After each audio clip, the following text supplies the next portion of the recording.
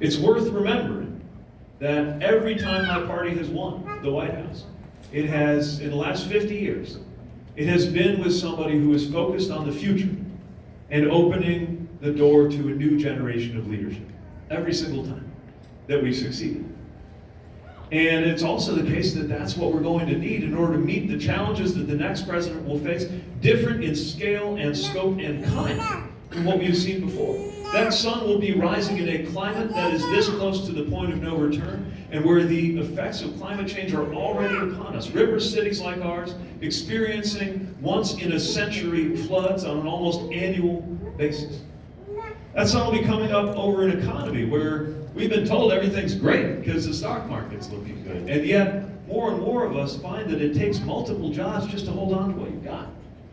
An economy being shaped and transformed by technological and other challenges not seen just a decade or two ago.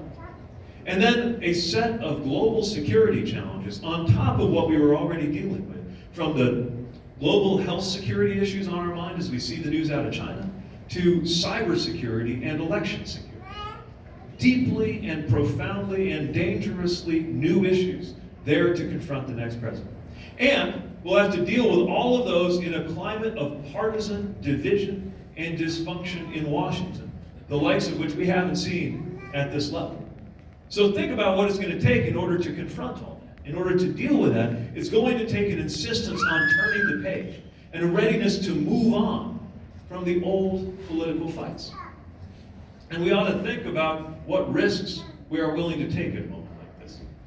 Because I've seen Vice President Biden making the case that we cannot afford to take a risk on somebody new right now. I believe at a time like this, the risk we cannot afford to take is to turn to the same Washington mindset that has brought us to this point, and expect that to work against a president like Donald Trump, the likes of which we have not seen in my lifetime.